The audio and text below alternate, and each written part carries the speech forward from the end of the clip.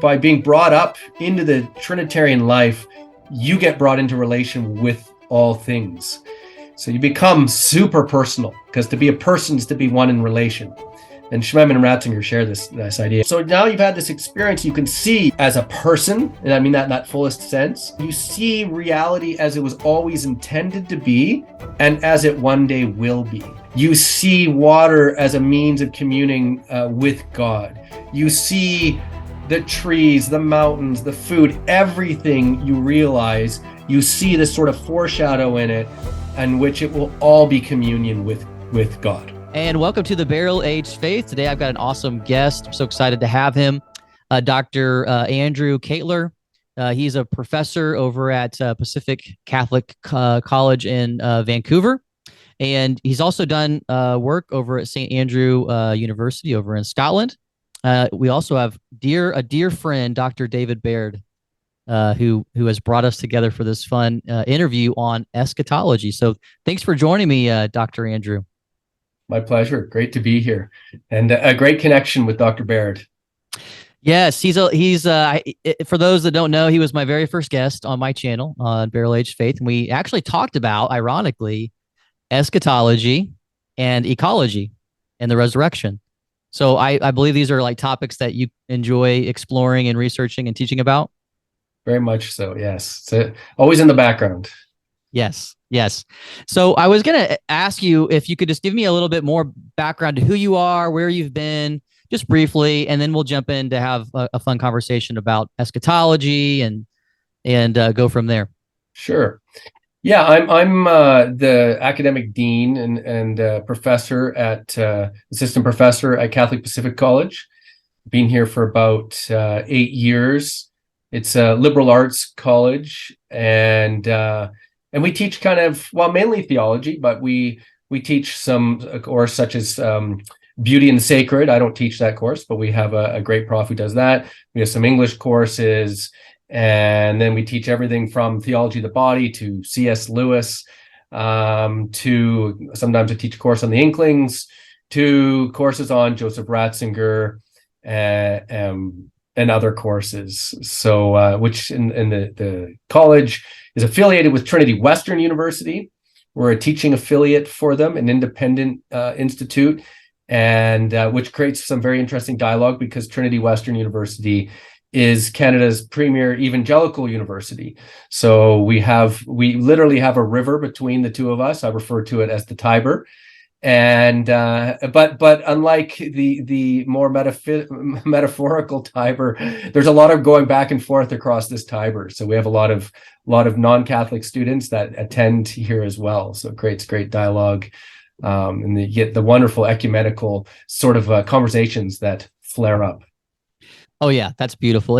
This channel has a lot of ecumenical dialogue. And so I've got like Catholics, Orthodox, and various Protestant traditions that all subscribe. And many of my guests kind of have that sort of approach. I just had a deacon in the Byzantine Catholic Church, and we were talking about purgatory and the different views, East and West, on this kind of purification in the afterlife. So it was a fun conversation. So you're going to fit right in. I love the context that you're in, being like a small little Catholic college on a big evangelical campus. So we'll get into kind of more ecumenical, maybe conversations towards the latter half of the interview, Sure. Which I know people enjoy. But to add a splash to that, you didn't grow up Catholic, correct? No, I actually grew up in the evangelical world. My parents are lovely evangelical Christians, and then I went off to university at Trinity Western University, and I had a wonderful professor. I don't know, I was a few years in, and I took a theology course, and he introduced us to tradition and the need for tradition in Christianity, and that sort of rocked my world. And so began, as I like to say, the unraveling of my evangelical sweater. And so eventually I found my way into the Anglican Church, and I was an Anglican. My wife, we both came to the Anglican Church. We're Anglican for about 12 years before making our way to Rome. Oh, that's wonderful. And I just you're my third guest who was Anglican for a bit, Dr. James Merrick, he was a an Anglican priest for about 10 years in Scotland, probably around the same time you were over there. Interesting. Yeah, he's a great neat guy. He's worked for Scott Hahn at the St. Paul Center, and now he's out in Kansas doing some work with the Abbey there. But neat guy, and so it's been fun to really even just talk about the Anglican conversation, where you don't really have to leave your Anglican heritage behind when you become Catholic, because there's the whole Anglican ordinariate. That's right, and you get the best liturgy there. So yes, it's awesome. We have one in Indianapolis. I need to go check it out. It's about an hour away. Are you currently participating in the Anglican ordinariate? No, there is no ordinariate church here. I was received in the Roman Rite in St. Andrews, Scotland, and so we've been part of that ever since. I'm fortunate. We have a great parish locally here with a priest who gets Vatican II, loves Vatican II, and actually celebrates a mass according to Sacrosanctum Concilium. So we have the best version of a Novus Ordo celebrated at our church. He celebrates Ad Orientem, and we have all the smells and bells, and it's a beautiful mass. I love a good beautiful mass. I was recently in Austria at the Institute for Theology there, the International Theological Institute, Catholic University. So it's always referred to as the ITI. Had to pause for a second. What did that stand for? Yes. And they have this beautiful chapel in this old ancient castle, and it's done with all the icons, and they celebrate the Divine Liturgy there with the chaplain's a Greek Catholic, and they also celebrate the Extraordinary Form and the Novus Ordo there. And I had the beautiful privilege of participating in the Divine Liturgy one morning very early. And I must say I have a strong Eastern leaning. I love the melodies, the canting. It's incredible, and the beauty. Oh yeah, that's wonderful. It's something that I enjoy too. So I try to catch a Divine Liturgy when I can, but they're an hour away. But it teaches you a lot, and I know that your research really connects the liturgy with eschatology. So we'll touch on that as well as the sacraments in the interview. So let's just go ahead and jump right on in, because I know that your research also played a role in your journey into the Catholic Church. So let's just jump into your research, which is, in part eschatology. So could you just, for our audience, describe what is eschatology, and then why is it more than just talking about the end of the world? How does it sort of the key to unlocking the whole Christian story? Sure. Yeah, it's an interesting one, because I come at it very much through my research and my work on Alexander Schmemann and Joseph Ratzinger. And like you, I grew up in at least in my early life, reading these books, Left Behind type books. And the understanding of eschatology is very different. That's right. But it's also very different in more sophisticated conceptions too. And so, I would simply say this, and this is my great Ratzinger influence here, is, well, what is eschatology? Eschatology concerns the kingdom, and then what is the kingdom? Well, Jesus Christ is the kingdom in person. And so now, okay, so what more than that? Well, of course, it concerns the coming of the kingdom. And so eschatology is concerned with the return of Christ. But of course, Christ is present with us. It's already a sort of ontological reality. And then as Catholic, we take up the last things. So eschatology concerns death, it concerns purgatory, judgment, hell, heaven, these sort of conversations, which interestingly, Alexander Schmemann doesn't think any of these last things should have anything to do with eschatology. For him, it's only the kingdom come, the return of our Lord. So now, yeah. So why does it really matter? Well, if we follow somebody like Schmemann, and this is a helpful way to think through it, is the end makes sense of the beginning. So you need a telos, a purpose, in order to make sense of life. And so the last chapter always ties everything together. You think of these movies where there's some crazy plot going on, and you're trying to figure out what's going on, and then boom, what is that, the Sixth Sense or Fifth Sense or whatever that movie Yeah, with, Sixth Sense. Yeah. Sixth Sense, yeah. And at the end everything comes together, and you go, oh, I get it. Hmm. You need the end, right? You need the end to make sense of everything that comes in between the beginning. So you need these bookends. And so it doesn't simply concern my death either. I mean, this is the other thing, is as Ratzinger made clear, to be a Christian is to be in relation, is to be one who loves and extends himself beyond himself. To be the elect, he says, is to live for the life of the world. So it's not simply about me and, oh, am I getting to heaven? What's my experience of purgatory going to be, or so forth? But it's much bigger than that, right? It takes up this whole story, which concerns all of humanity, and creation. Right. Yeah, it's all getting caught up into this same sort of grand story. I think this kind of narrative theology approach I was first introduced to by Dr. N.T. Wright. I think he's kind of maybe an introduction for a lot of people. But I read like his book Surprised by Hope and some of his other works. And so for me, I think and there were definitely a lot of other biblical scholars who started sort of reframing eschatology for me. Because I grew up, again, like Baptist, evangelical, dispensationalist. So you have the rapture and things being destroyed. And there's really this kind of emphasis on Exodus, like not necessarily like renovation and redemption of this soil in a sacramental way, but more of almost kind of like an explosion or a firework, and then something entirely new beginning after that.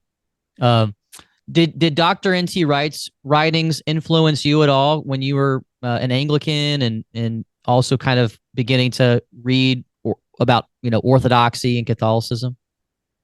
Yes and no. Start with the no. In my earlier years of studying, when I was working on my master's and so forth, N.T. Wright was sort of the thing to read, right? Everybody, right, there it is. Everybody was reading Wright, and he made a big splash. I have to confess, I was far more philosophical in my approach, and so for me, biblical studies, that sort of historical approach, didn't do much for me. So I was much more taken with sort of a philosophical approach of C.S. Lewis or a George Grant, or even somebody like a St. John Henry Newman, a little bit of a different approach. Now, that said, so I did read a little bit of Wright when I used to teach in Eastern Europe, and as I was teaching there, and when I would have a spare moment, I picked up a few of his books. And I appreciated him. And as an Anglican, and as I knew so many scholars had such great respect for him, there was a natural respect for him and sort of awe. I mean, he's a brilliant man. Then I went to St. Andrews, and he was a professor at St. Andrews while I was there, and I was able to sit with him on numerous occasions, sometimes one-on-one, which was great, and sometimes he'd come to our theology seminar and give a paper. And in a way, he helped me in my thinking, because I realized I disagreed with him. Okay. And I say that in all humility, because he's so unbelievably well-read and intelligent in his area. And somebody once said, he's forgotten more than I've ever even read. This sort of thing, right? Yeah. And he has a beautiful accent, and he's so well-spoken and articulate, and he's a very lovely man. But there are two things that really shaped me that came out of his own mouth, and one was he was at our theology seminar, and he said, "I'm just a good old." This was off the cuff. He said, "I'm just a good old Protestant. I believe in sola scriptura, just my version." And I thought to myself, seriously? Like this is the Bishop of Durham, or was. This is this great Anglican thinker. That just doesn't make sense. How can this guy say this, right? And then there was another thing he said, He gave a great paper. It was a really good paper. I went and chatted with him just briefly afterwards, and I thanked him for his paper. And I said, "This is very fascinating. What you're saying sounds a lot like something that Alexander Schmemann would say, this Orthodox liturgical theologian." And he says, "Oh, well, that doesn't surprise me at all. The only thing is the Orthodox haven't done their homework. They took a shortcut to get where they get. In other words, they weren't doing biblical exegesis." And it struck me, and I thought, certainly what you're overlooking is the lex orandi, lex credendi, lex vivendi. Mm-hmm, mm-hmm. It is our worship which forms our theology and the things that we believe. Mm-hmm. And so that was a bit of a realization for me to go, okay, wait a second. I'm thinking along the lines like a Catholic or like an Orthodox. Mm-hmm. This sort of approach of biblical studies, this more Protestant approach, I think has some issues. So yeah, I'm really surprised he called it a shortcut, because to me it seems like a pretty long way to get there, like 2,000 you mean years. a 2 hour? Oh, I was going to say a 2 hour divine liturgy. That's long too. Yeah. It takes you long worship services, and then also 2,000 years of history of like it culminating to him. So that's why I was like, it doesn't feel like a shortcut by any means. But well, and I have to say, I mean, what's great about N.T. Wright is he is theological, even though he claims to be a biblical scholar and use the historical critical method. I think the reason that we're quite attracted to him is that whether he realizes it or not, he thinks creedally. Mm-hmm. And I know he'll come back and he'll critique creeds and he'll say they're not Jewish enough and there's too much Greek influence and whatnot, but it so shaped him. And so he's doing what Karl Barth said, this Nachdenken, this thinking back, right, with Christ. So as much as his scholarship is going to say, I'm working my way through Christ through the Old Testament, I mean, I would argue that subconsciously, I mean, who am I to say this? But it seems that he's thinking back as one who has encountered our risen Lord and then reading the Old Testament and the intertestamental period, and then of course the Gospels and the New Testament writings. And I think that's why he's great. I just wish he would say that more often. And I think, again, that's why we do come to him and why people like Bishop Barron really appreciate N.T. Wright's work. Mm-hmm. Yeah. And so then you got into Father Alexander Schmemann. Got to say his name right. Schmemann. It'll come out probably different ways in the interview, so we'll just rely on your way of saying it. But he's an amazing writer, and reading the first few chapters of your book, which we need to do a little shout out for your book, The Eschatological Person. You can find it on Amazon. There we go. There it is. Beautiful, beautiful work. Been enjoying it. I was going to actually pull it up, but we're using different software than planned. Yeah. So if you could just talk about, when were you first introduced to him, and what kind of impact did he leave on your view of eschatology and just, theology in general? For sure. Yeah, I was introduced to Alexander Schmemann by a wonderful theologian named Hans Boersma. I think his book is sitting up above you there. Yeah, it's Seeing God on the Beatific Vision. There it is. That's probably a top 10 book that I've enjoyed reading. It's so good. Yeah. And so I knew Hans when I was a master's student. I took a course with him, and then I've kept in contact with him over the years. And a wonderful man, great theologian. And I was home. As I said, I was teaching. This was years ago. I was teaching in Eastern Europe and Lithuania, and I was home for the summer. And I went out for lunch with him, and I said to him, or I asked him, I said, Hans, what 5 books must every theologian read? And I've come to realize it's a really good question. You can tell a lot about a person by the answer they give. Mm-hmm. And in fact, I used that once as a job interview question at the college here. And he gave a great answer, and I hired him. So he listed a bunch of books. He listed Henri de Lubac's Catholicism. Was one of them. He listed Yves Congar on his book on tradition. He listed Alexander Schmemann for the Life of the World. I'm trying to remember the last two. I don't remember what the last two are at the top of my head. But anyway, so I went to the bookstore right after having lunch with him. And at the time he was teaching at Regent College. I have a great bookstore there. And so I went in and I picked up all these 5 books that were there. And I looked at Alexander Schmemann. I thought, this was the shortest one. I'll buy this one. I don't have time to read anything else right now because I'm a new professor and trying to teach new courses and whatnot. And so I read For the Life of the World, and it was astounding. It was absolutely astounding. I remember I was in the car with my wife and my sister-in-law, and they had to run into a store for, I don't know, 10, 15 minutes. So I'm sitting in the car with this, finishing the book. And when they came back into the car, and I looked at my wife, I said, if I do a PhD, I'm going to do something on Schmemann. Mm-hmm. And so what about it? Well, let me read you a quote so you can get a flavor of Schmemann, because I think this sums it up. Here's the quote. The Eucharist, thanksgiving, adoration, worship, is truly the ultimate and the total expression of his whole being.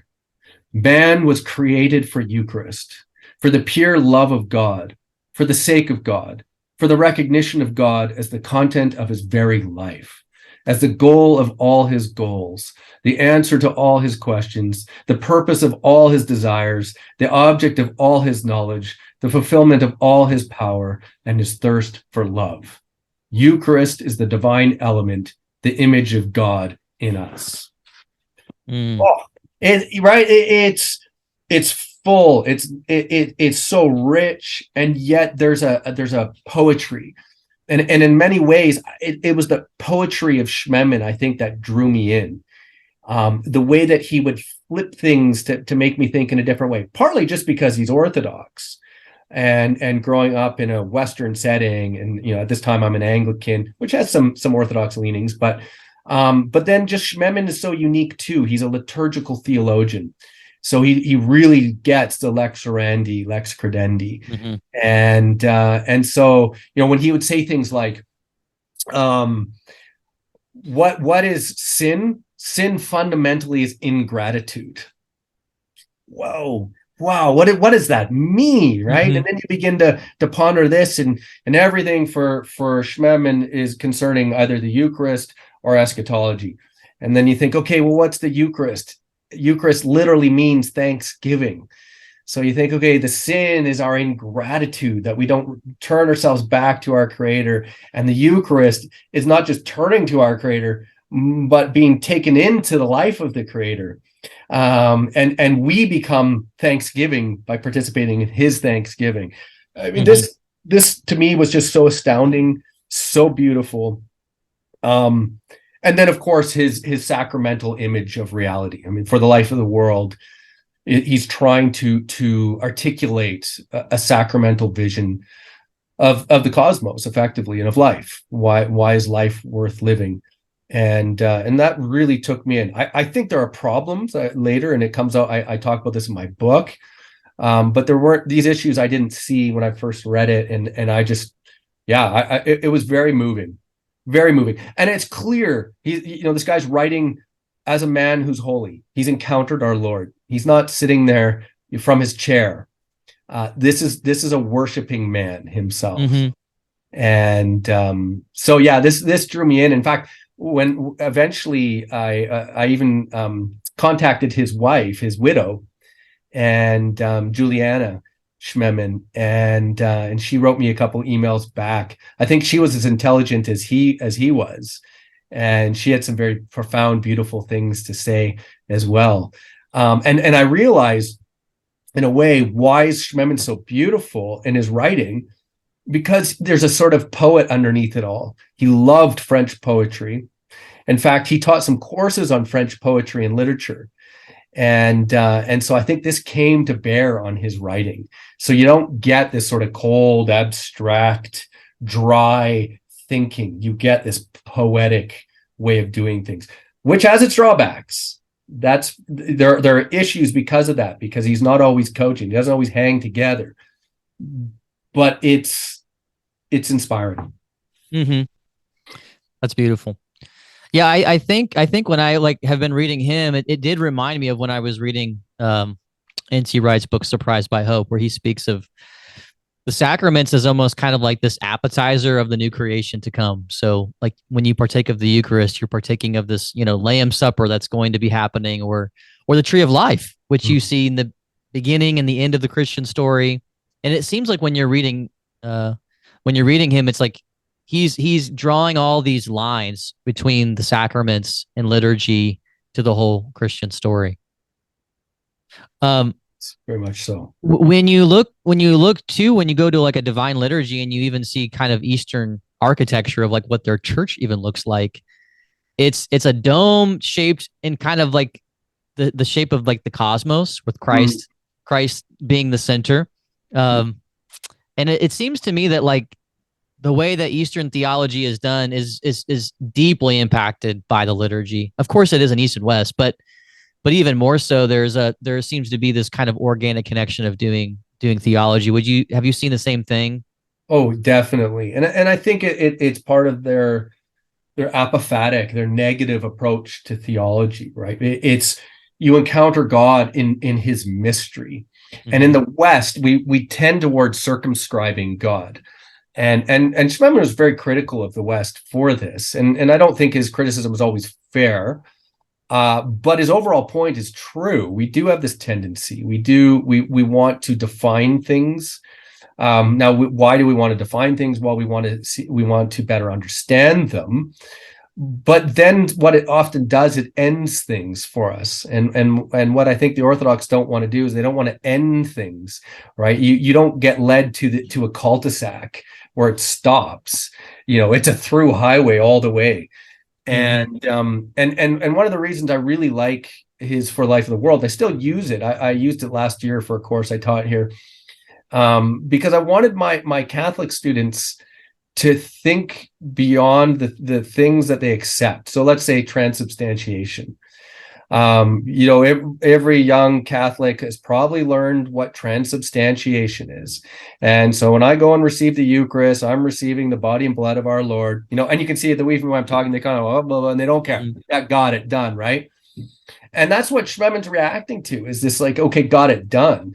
And that's not what transubstantiation is all about. Of course, anyone that knows better knows it's articulating a mystery, and the mystery completely exceeds our definitions, right? Yeah, there's no parallel to the explanation of transubstantiation. So, you're not finding anything like it. It's a total mystery even after the explanation. Yeah, I mean, what does it mean to eat God?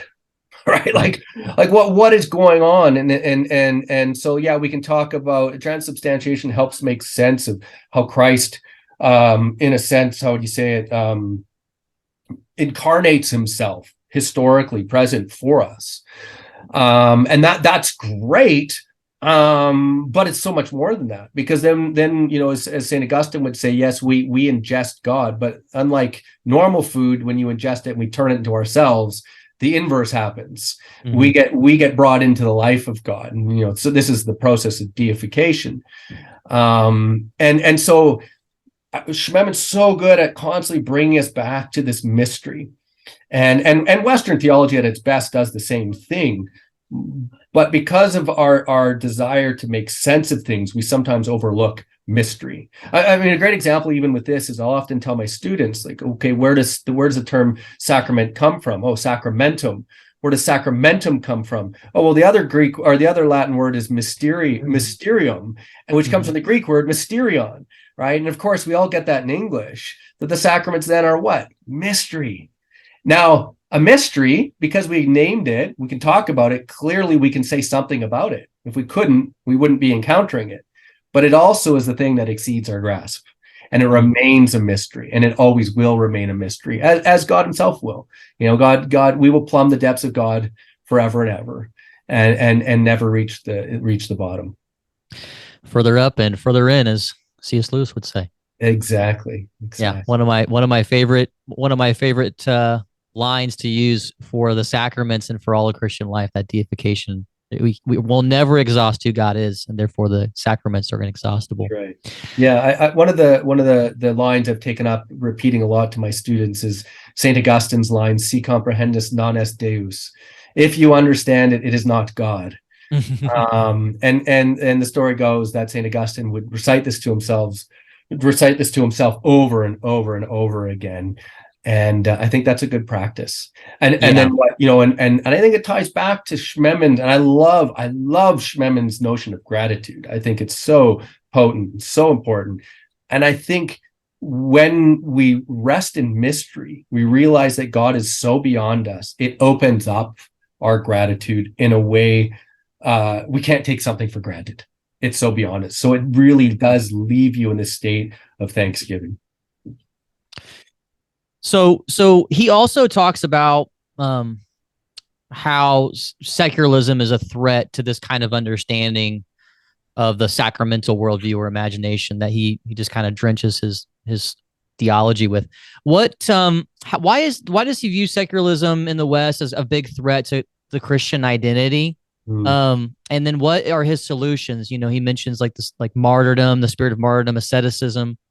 What's his take on the powerful response that we have to secularism? Of course, it's Lent, so we got to throw in a little bit of that fasting. Sure. Like, why are we fasting? Why is this important in the context of the Christian life? Yeah, it's great. Well, it's interesting. Schmemann says that the most secular nation on earth is America.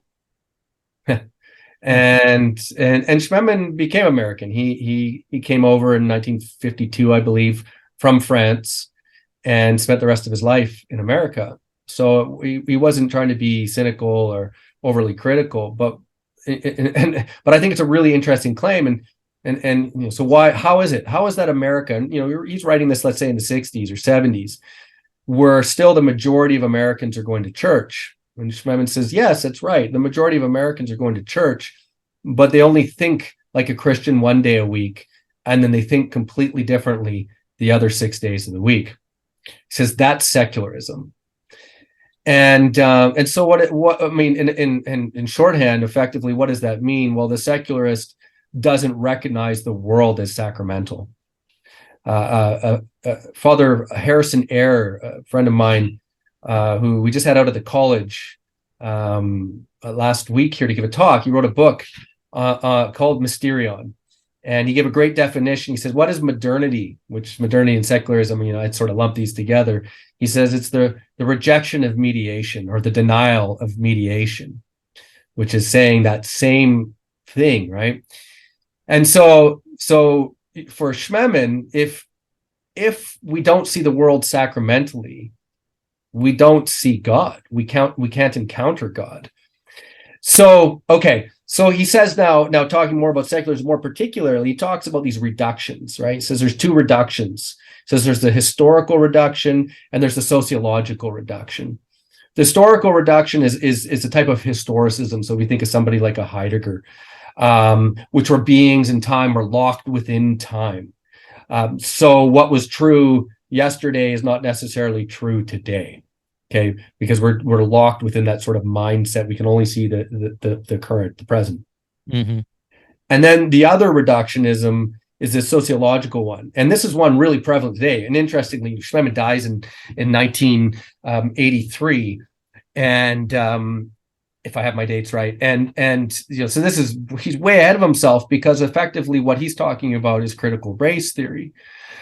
So a type of Marxist approach to things, right? So we're classing people in a certain way. You're this, you're German, you're Filipino, you're a woman, you're a man, you're white collar, you're blue collar, whatever it may be. We put people and we classify, and therefore they're stuck within these genres. And he says for both of these attempts, these reductions, the historical or the sociological, what we bracket out is fundamentally the truth.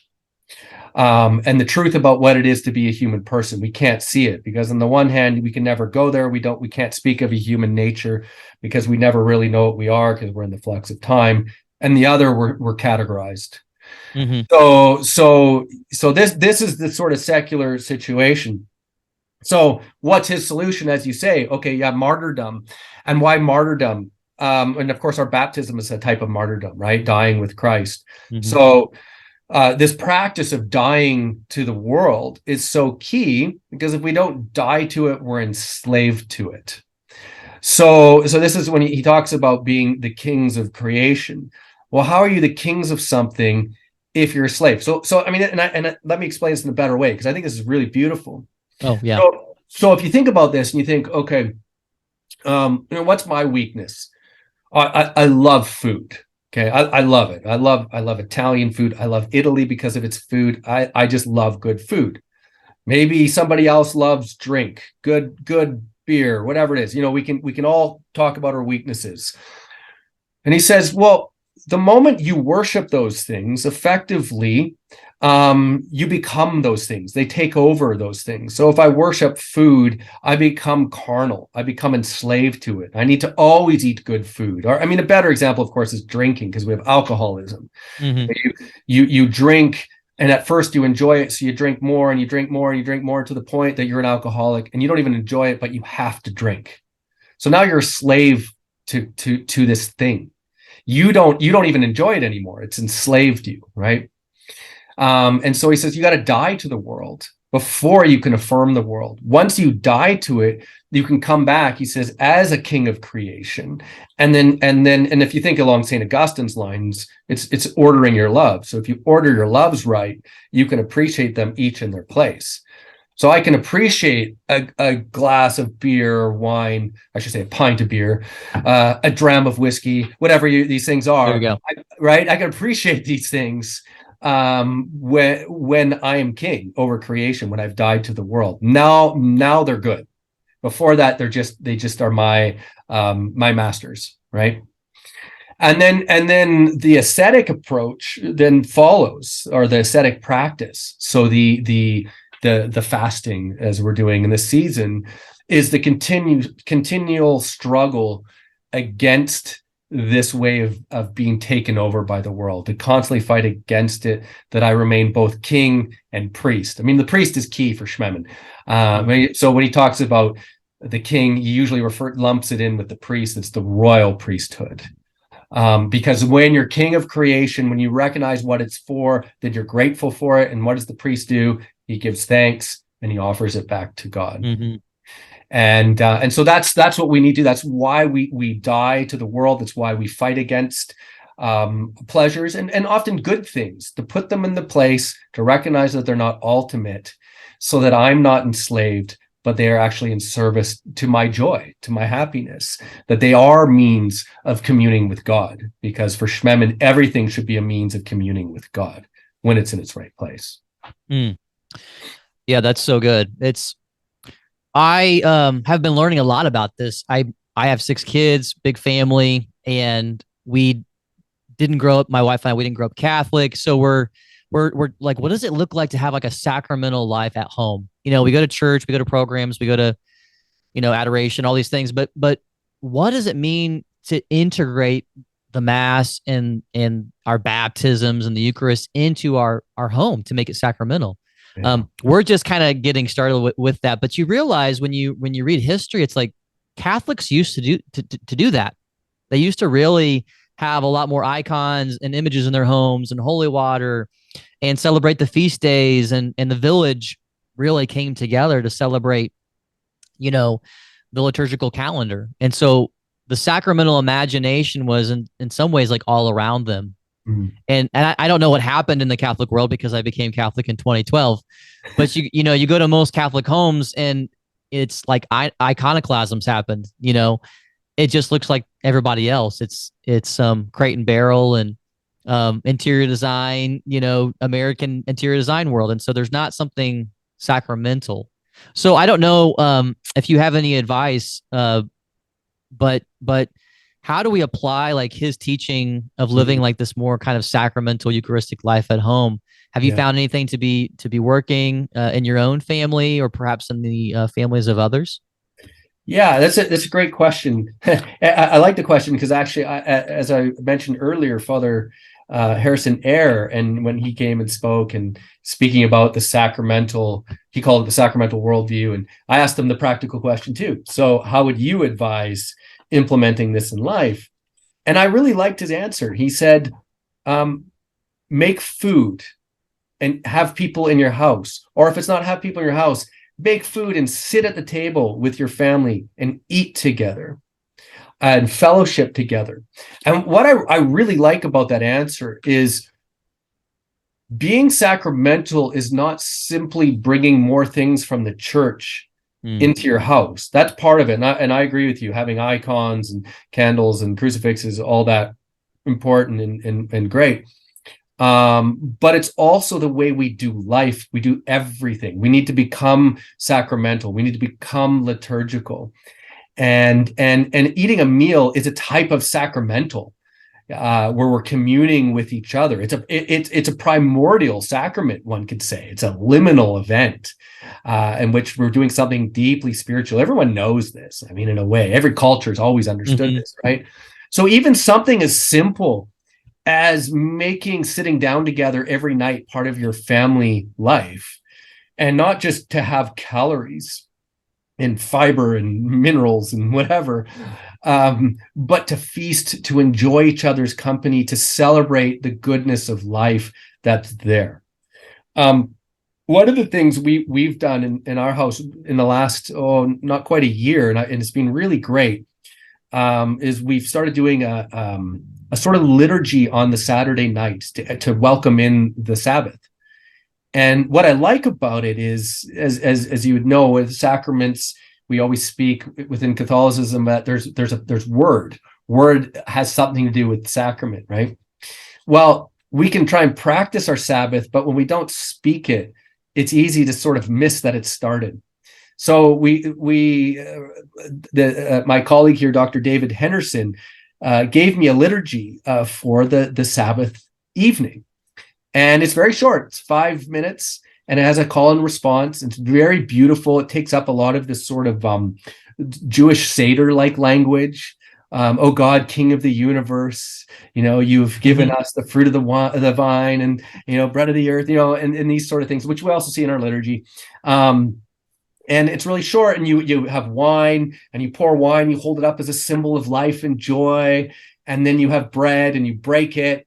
And the kids, we all sit around, and sometimes we have breadsticks, and maybe we play with them and we make funny, we pretend they're instruments, and hey, what am I doing now? And we're like pretending to play bagpipes with our breadstick or whatever, and we have fun. And then and we have candles. We light these candles, and then it ushers it in.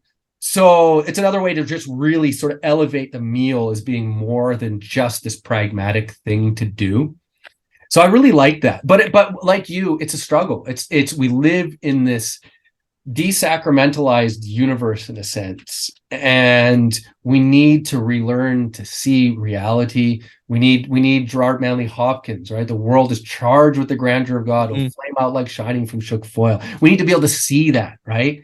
Because it's there, and we need to incorporate into everything we do. And in a way, that's the Christian life, is learning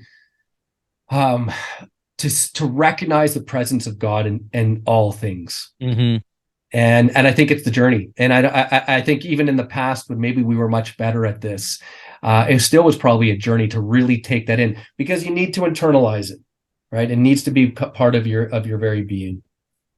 Yeah, the moment that it's just external everywhere and you don't have to fight for it, asceticism, then you can quickly lose that kind of interior sacramental worldview.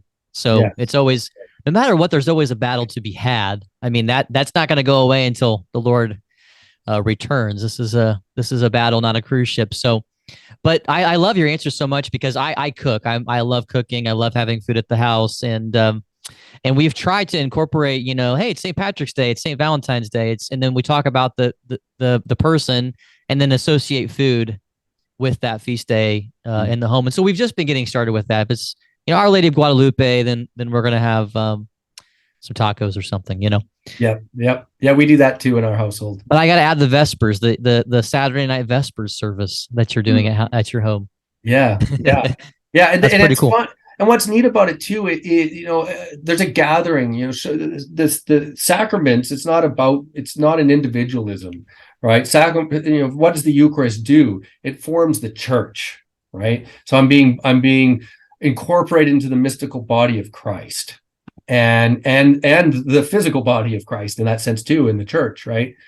And so when we gather together, and we're eating in these sort of sacramentals, that too is this beautiful gathering, right? And highlighting that is just, when you're sitting there and you're united over something, we're doing something really profound. And we often think of these things as mundane realities. Mm-hmm. There's a wonderful book, David Fagerberg, retired professor from University of Notre Dame, is a book called Consecrating the Mundane, or something like that is the title. And it's, that's dead right? Like, that's what we're doing, is we're recognizing the mundane is not actually that mundane. It's full of the presence of our Lord. Oh, sure. Yeah. I've added fasting into my schedule a lot more. I started adopting the Eastern fast a couple of years ago. It's been quite challenging, but I found that it's really just unlocked a lot of joy in me personally, and it's starting to kind of rub off on some other guys, at church. But it sort of ties in many things, where it kind of gives you sharper eyes to see maybe the spiritual world, the sacramental world. You kind of promote that which is doing good things for you spiritually, particularly like during Lent. So, for many years, the West was doing the same thing, but they wouldn't eat, dairy, eggs, meat, all of Lent. Mm. And then it tied into their Easter celebration. And this is like why there was a load of Easter eggs at the end of the season, because you couldn't eat those eggs, but they're the only thing that didn't quite spoil. And so, for me, it's been like seeing all these lines crisscrossing, and it builds momentum as you do it, as I think you just said, as you do it together with other people, like creating this like new way of life. Yeah, definitely. And I want us to be a little careful, of course, with that too. The passage of scripture with Sunday's Mass. It's not Sunday's, last night's Mass, or yesterday's Mass, the Ash Wednesday, in which we don't look terrible and rub ash on her face and go, oh, it's so hard, Yeah. And so there's that fine balance in which there's something to be said about sort of taking it in within yourself, and being careful how we express it, so it doesn't become that sort of Pharisaical, which is always right, which is really, it's a challenge, because of course, like you're saying, you want to spur others on in these ascetical practices, but we just have to be so careful how we end up doing that. Yeah, they say if you do the fasting without prayer, it's the fast of demons. So pride is always right around the corner. It doesn't matter what you're doing. That's right. That's right. Okay. Let's one more question about Schmemann, and when it comes to like his view of the sacraments, like one line that really stuck out that you quoted in your book was that he stated, like, when we come out of the baptismal waters, we emerge as a new creature with like a new set of eyes that can view the world eschatologically. I was like, whoa, that line is awesome. What did he mean by that kind of line? Emerge as a new creature with a new set of eyes that can see the world eschatologically. Yeah. I'll try to give a simple answer to that. Right. Yeah. Well, Schmemann, okay, so his view of the sacrament of the Eucharist is that Christ doesn't descend to meet us, but we ascend. It's actually very similar to Calvin. So it reminded me of Calvin, where he says like the Lord's Supper is like us being brought up to heaven. That sounded a whole lot like Calvin when I read it in your book. Yeah, and so he's critical of transubstantiation, and he for multiple reasons, and I don't think it's quite a fair criticism, but so he of course there's transubstantiation in his tradition too. So it's not like he's simply turning to the West, but so you have this elevation, and you go to be with our Lord when we partake of the Eucharist in faith, and then we have kingdom eyes because we've been in the kingdom, It's like we've climbed up Mount Tabor, and now we're come back shining, glowing or whatever. And so now you've seen reality in its fullness. You've participated with him who is. You've participated with him who not just is, but one of Schmemann's favorite passages is when St. Paul writes about being God will be all in all. Mm-hmm. And so God is the ultimate relation, because one, he's the perfect Trinity, three persons, one being, but he's also the one that's in relation with all of creation, holds it all into being, right? So by being brought up into the Trinitarian life, you get brought into relation with all things. So you become super personal, because to be a person is to be one in relation. And Schmemann and Ratzinger share this idea, and somebody like John Zizulis, was great on this. Now, and so now you've had this experience. You can see as a person, and I mean that in that fullest sense, and you see reality as it was always intended to be, and as it one day will be. So you see water as life-giving. You see water as a means of communing with God. You see the trees, the mountains, the food, everything you realize, you see this sort of foreshadow in it, in which it will all be communion with God. Like everything transfigured. Yes. And so you have, that's having those eschatological eyes, seeing things as they will be. And that's very important for Schmemann, because he has this very strong eschatological take on things, and which it can danger towards a type of escapism, because he really wants to get to the kingdom. Christ is the kingdom, but Christ is with the Father. He's not in what he calls the old eon where we are now. So yeah, but it's beautiful. I mean, that's my little critique I give on the tail end. But this idea of having these kingdom eyes is what we were just talking about, is seeing the world properly, which is the Christian life, is learning to see aright. Yeah, you see the same kind of tension in Scripture about this kind of language of ascent. We're like in the book of Ephesians, it talks about how after we've been baptized, that we and rise with Christ, that we're seated with him in heavenly places, as if there's something about us that's reigning with Christ even now in the heavenly realm. So there, you do find, even in Scripture, kind of contrasting images. They're all telling the same truth, but using sort of different geographical, spiritual, spaces almost to describe it. Yes, definitely. Our life is hid with Christ, right? And so there is this element in which, because I am united with Christ, that there's an element of me being an eschatological person. But I think what I would want to say is, yes, but Christ is very present with us too. So he's present to us. He comes, he transubstantiates, he comes into the Eucharist, and encounters me historically, relationally, right now as well. So yeah, you see both movements in Scripture. It comes down to the burning bush, the pillar of fire, and the incarnation. And so you see both movements to descend and to ascend. And so I think sometimes we can kind of overplay that contrast. I run into the same things when I'm like talking about purgatory. Is an ascent, or are you descending into Hades after you die? There's been a lot of debates between East and West, even on that kind of like spatial realm. Yes. Yeah. And I think this is always the challenge, right? It's finding the balance, because we don't want to overlook that the kingdom it's now, but it's not yet. Right. So it's a tension. Yes, it is now. Yeah, but it's not complete. We have encounters with it whenever we participate in the Eucharist, or we're in Eucharist adoration, or we encounter justice, goodness, truth, beauty. There's these foretastes in which it's very present to us, and yet the fullness of the kingdom is not present. We still see, as see darkly. Like we're not seeing in the full glory of the light, and so this is always a tension, and if we go too far the other way, where it's the not yet, we move too far away from the sacramental vision. And it can become a type of escapism when we want to get out beyond, because we don't recognize that Christ is present here, present in the midst of creation, present in the midst of us personally and historically. So again, it's this tension, holding these things in balance. So then you were introduced to Joseph Ratzinger, Pope Benedict the 16th. You were introduced to him a little bit later. How did he impact your theology? What was your first impression of him? And then how did you integrate him into your own spiritual life and research later on in your journey?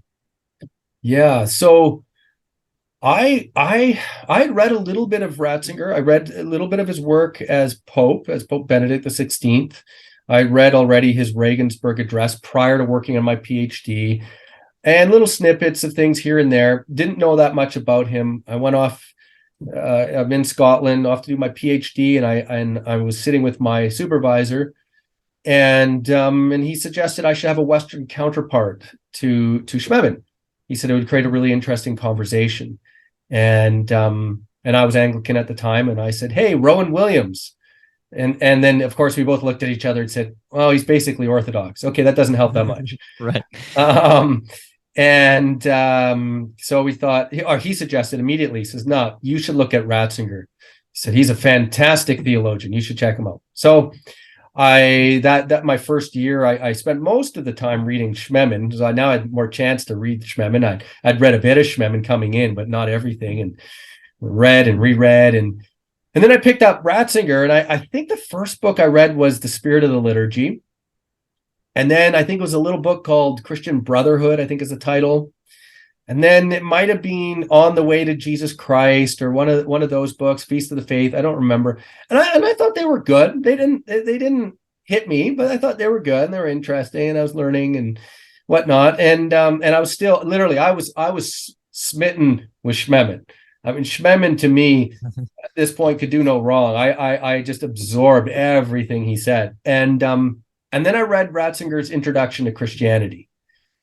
And that was an absolute game changer. That turned everything upside down. And this went to the next level. This, for me, extended beyond Schmemann. Here we go. I have it sitting right here. I've read this book, I don't know, over a dozen times now.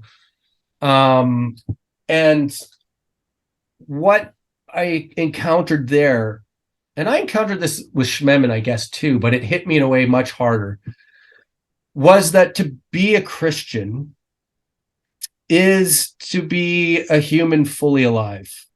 It's to come home to yourself. It's to become fully person. And in the book, he runs through the Apostles' Creed, and he does it all through a sort of Trinitarian hermeneutic. Everything in light of the relations of the Father, the Son, and the Holy Spirit. And he does it in such a profound way, tying everything in. And it constantly draws in this relational notion of the human person, and that we find our fulfillment by being brought in to the relation who is God. And then this sort of, I call this a relational ontology. And then I went back and reread Spirit of the Liturgy, and I thought, oh, that's not good. That's fantastic. And I reread other books, and then read other books. And that book was the key to unlock Ratzinger for me. And then after reading Ratzinger for a while, I began to have some disagreements with Schmemann, and it took me a long time to get there, because I had I'm a loyal person, and but eventually in the book I talk about Schmemann's shortcomings, and I hope anyone that reads the book sees how fairly I present Schmemann, because much of it's written when I'm still absolutely smitten with him. I don't come in with a critical eye when I read Schmemann.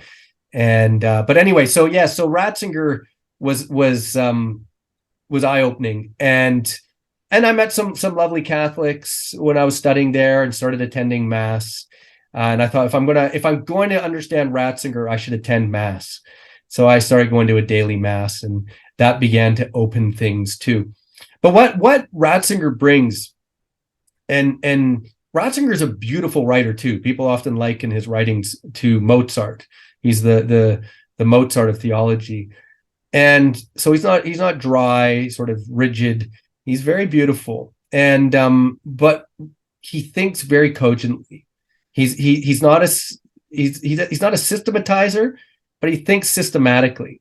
Things line up. and his breadth is enormous. And so, for example, my book on the first two chapters are Schmemann, the last two are Ratzinger, and then my last one's a conclusion, bringing them a little more into dialogue. But you can see the depths of Ratzinger's thought. It's so complex how he conceives of the human person and whatnot. So Ratzinger helped me think, I would say, more clearly and articulate things that I couldn't do through Schmemann. Like Schmemann, lex orandi, lex credendi. He's a theologian deeply formed by the liturgy.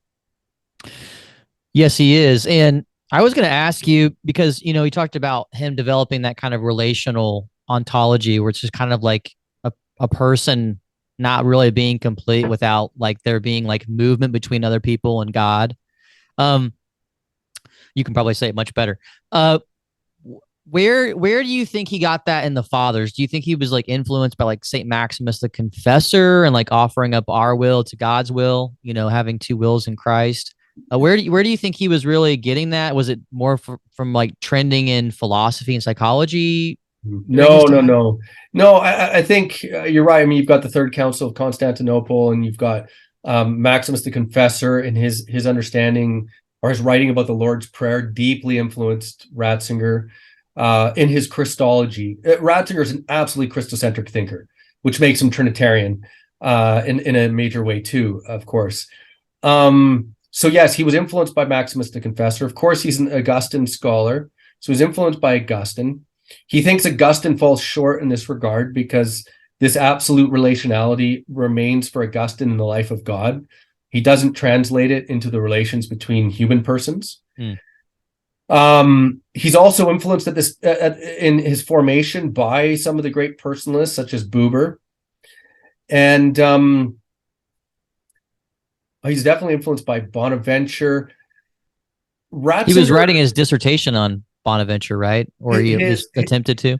Well, his Ph.D. work was on Augustine, on the people of God, and then his habilitation.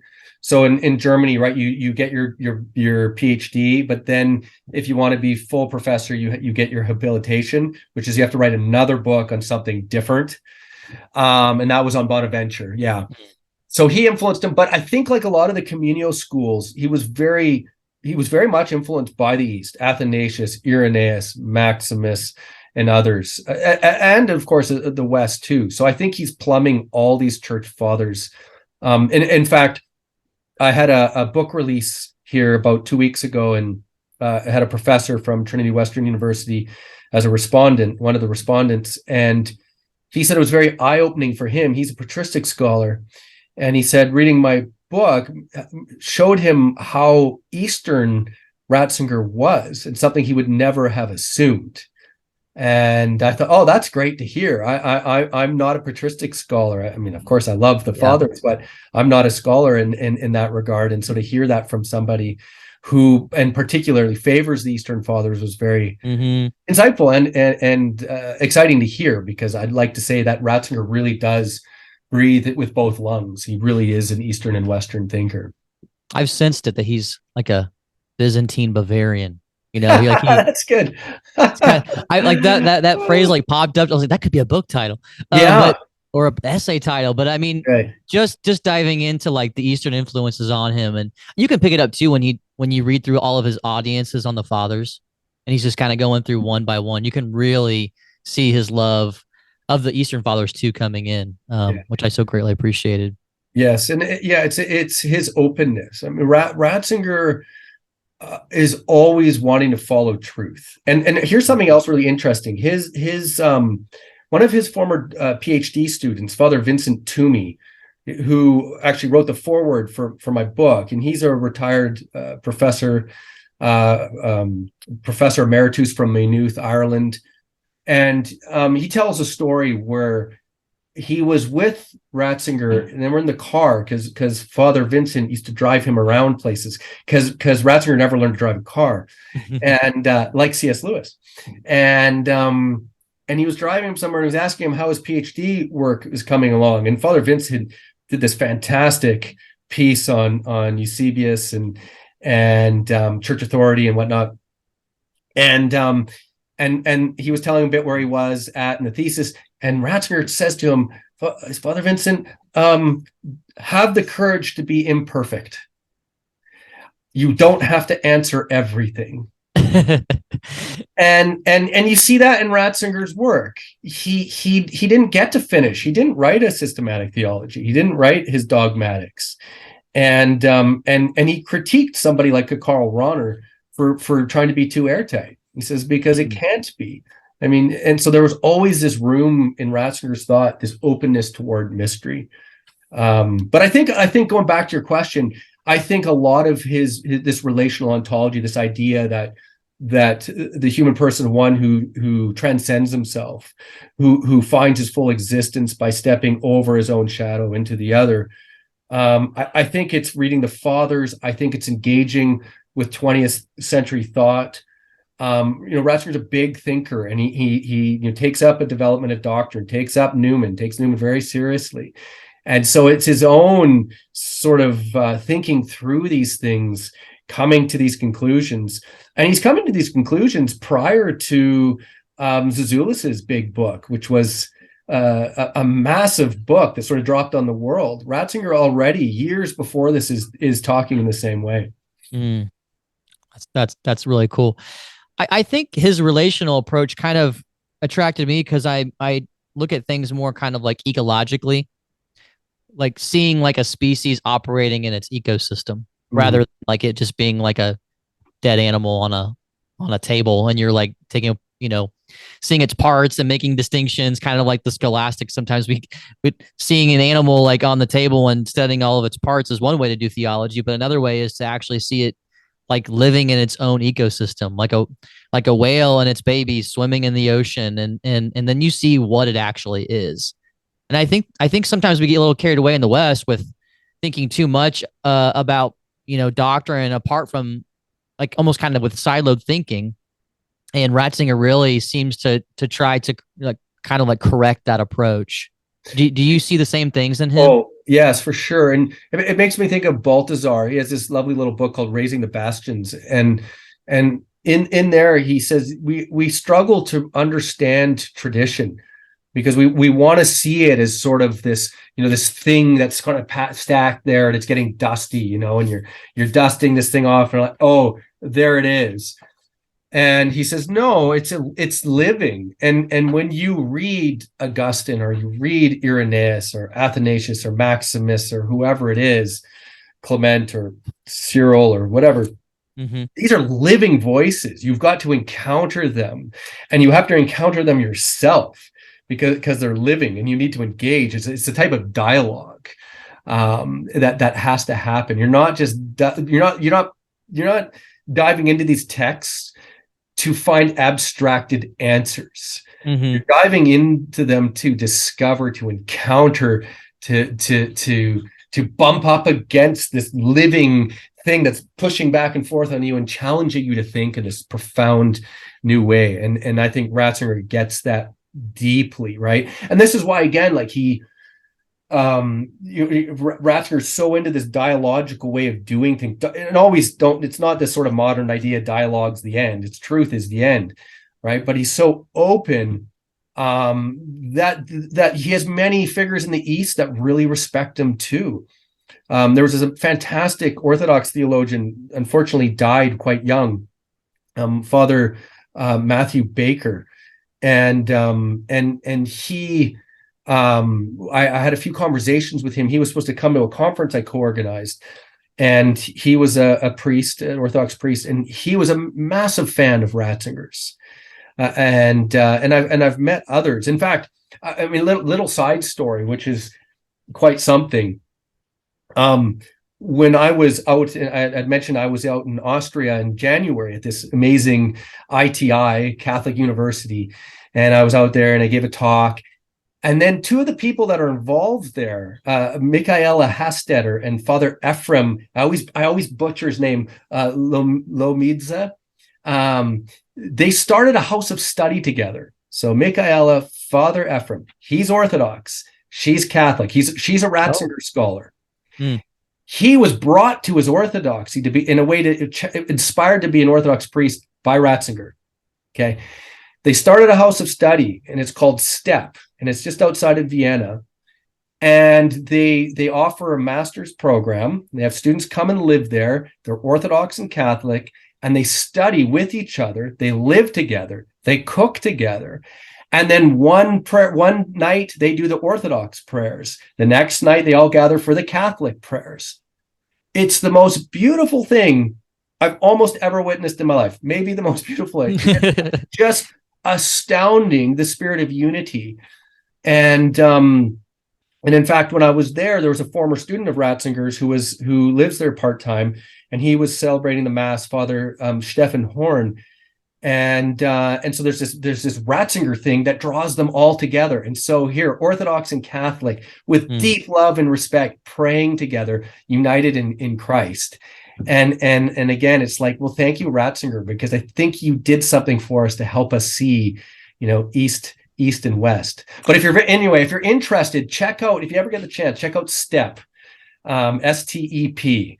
And in Austria. I'll have to check it out. Absolutely. Fantastic. Yeah. That's awesome. It makes me think of a quote by Thomas Merton, who basically said, if we want to see kind of the East and the West kind of healed in the big picture, then we have to first unite East and West in ourselves. Yes. And with our friends and in our way of life. Beautiful. That's beautiful. Yeah. Yeah. When and the neat thing is with this house of study, STEP, she has the cardinal's blessing from Vienna, Cardinal Schönborn, who's the archbishop in Vienna, and he has his blessing from his bishop in Georgia. He's Georgian, not states Georgia, but Georgia in the country, right below Russia. And so they have this blessing from their leaders coming together. And then, the fact that they're entering into the worship with each other, you're getting to see something that you don't see when you're just picking up Zazulis or just picking up Ratzinger, right? And so when I was there, I was able to, there was a Mass that was celebrated, which I was able to participate in. And then after the Mass, Father Ephraim, Orthodox priest, when the Mass was done, he came in and we all were given candles, and we turned to this beautiful crucifix. And he chanted the most sublimely beautiful Orthodox night prayers. And they were all singing. It seemed like there were numerous harmonies. I don't know how many were actually there. And Michaela, the Catholic, she knows these, so she's chanting too. And I witnessed this Pauline, one bread, one body sort of thing, this praying together and seeing what's so profound in each one's worship. So anyway, sorry, I could go on, but it was incredible. Oh, this is all great, and it's it really is a big part of this channel is to talk about these things in this way, because I think when we look around, we can get really divisive, and we're living during a very fragmented time, and so my own church and the Church of the United States, we're going through what we call a Eucharistic revival, like over the next kind of couple of years. I don't think Canada's participating. Different bishops conference, but what it is in Indianapolis, there's going to be a big Eucharistic Congress taking place. And so anyways, over a 3-year period, I think we're about in the middle of it. We're really getting into this kind of mindset of what does it mean to be like gathered in the Eucharist and have a Eucharistic worldview. And I think these kinds of conversations are very enriched when we also listen to the East. Yeah. About liturgy and the Eucharist. And so I've been trying to bring that material from the East into these kinds of conversations, because it's hard to understand, like even like this idea of synodality, which has been kind of big in the news in our Western church, but it's even hard to understand synodality without kind of looking towards the East. And so I really appreciate you kind of bringing up all these intersections. Yeah. And you know what I think, I find what excites me with this experience of going to STEP in Vienna, and I'll have to send you the link, and maybe you can put it on the video so people can check it out. Unfortunately, at this point it's all in German, but you could probably Google translate it. But what gave me so much hope is that I'd run into so much, particularly from the East, a backlash toward the West and a caricaturing of the West that just shut conversations down. And so I came into this sort of conversation between East and West, having such a love for Schmemann, and yet becoming Catholic, and found that the dialogue was so closed because there was a caricature, right. Whether it's, they're reading these wonderful Orthodox thinkers who are saying that in the West we believe in a substitutionary atonement as Catholics, or that we have a juridical view of salvation, that we don't believe in deification, which none of this is true, but it's shutting down these conversations. And so when I was able to participate in this evening at STEP, and I saw the East and West wholly, openly, honestly together, oh man, was that ever hopeful. That's so cool. John Paul II, both lungs of the church. Yeah, beautiful. So I have a good friend. He was a Reformed pastor who became Orthodox, and then I was just getting started as a Protestant pastor and became Catholic. And so he's basically going to be a regular guest on this channel when we talk about all different kinds of East and West, really in a positive way. I mean, we'll deal with the nitty gritty, tough issues, but in a very sort of charitable way and empathetic way, and not in a way that says, the West is just not mystical at all, or the West doesn't have this or that. It's like, that's just not true. No, that's right. And both ways. And I mean, and I don't think I mentioned this, but I do thank in many ways Schmemann for my journey to Catholicism. I don't think I would have become Catholic without Schmemann. Mm-hmm. Not just because studying him indirectly led me to Ratzinger, but I think I learned to think in a way, this very sacramental liturgical way, that he opened a door for me. And I still, in many ways, think in a very Schmemannian way. That's a hard one to say. Yeah, that's a very Schmemannian way. There's that influence. And as much as my book, I do critique him for certain things, I still think in certain categories, or not even categories, but there's sort of a type of breathing I do, or a type of just being that's just so Schmemann-like, and I'm grateful for that. And there's I mentioned David Fagerberg, and he wrote a little piece. I have an edited volume coming out with Winchester Press, and he has a piece in there, and I loved it. It was so ecumenical. David Fagerberg's this Catholic liturgical theologian, and he talks about how the East showed him something in his own tradition that he could have never seen without it. And so he wrote this piece in a sense of gratitude towards the East.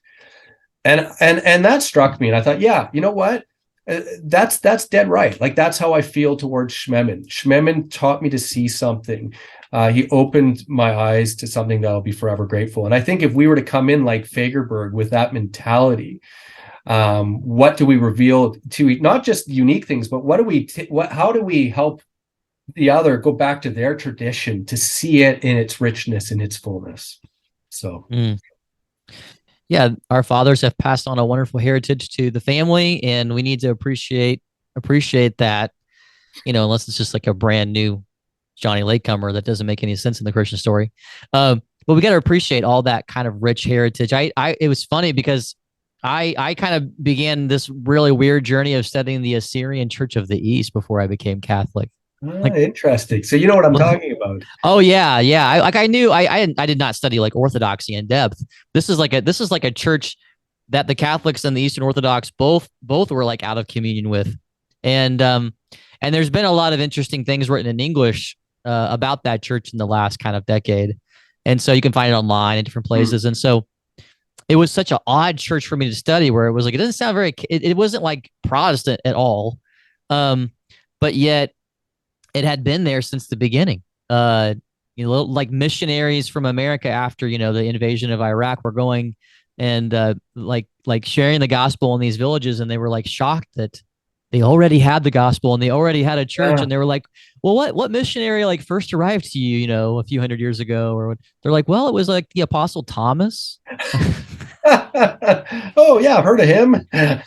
oh yeah. It's like there's some things we have to teach one another, but that church kind of like then led me to seeing the Oriental Orthodox and the Coptics, the Armenians, and then the Eastern Orthodox. And so it really was not necessarily like becoming Eastern before I became Catholic, but recognizing there's this kind of unanimous apostolic tradition, like this the sacraments and the holy orders and the structure and this the same type of talking is in all these places. And so it seems to be from Spain to India the same thing that we're all trying to describe. So that brought me in. And then of course Dr. David Baird and Benedict and G.K. Chesterton were quite helpful too. Well, I can give a shout out to Dr. Baird too, as my sponsor into the church, so, and the godfather to my children. Oh, that's wonderful. So you have 6 kids. I have 6 kids. He just became the godfather of our newest, Olive, who was born last March. She's almost a year now. Okay. So it was great having him fly in and being the godfather. So that's awesome. Did he ever he can kind of be intense, Did he ever get you did he ever challenge you, kind of spar swords before you were becoming Catholic? Well, our commonality was C.S. Lewis, because he was the president of the C.S. Lewis Society at Oxford. Mm-hmm. And I had just come from Lithuania, and I'd been teaching a course on Lewis. I was steeped in Lewis. Lewis was another big influence on me, and I still have a great love for Lewis. And so that sort of started us off, Lewis and Tolkien, and Chesterton, of course. And then led to greater conversations. But what impressed me with David was he's a plotter. He thinks step by step by step. So we'd sit down and I'd say, come on, this Marian thing doesn't make sense or whatever. And then he would walk slowly through.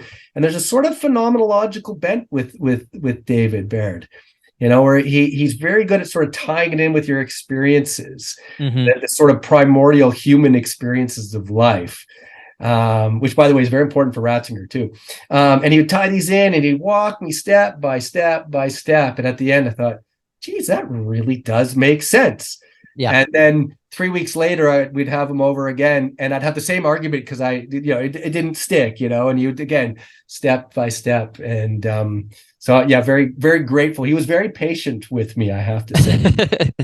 Well, me too. I almost became Catholic, and then I didn't, and went back to church planting. And he probably, and then about 10 months later, I did become Catholic. It's a whole nother story, but I probably would have become Anglican for a decade like you.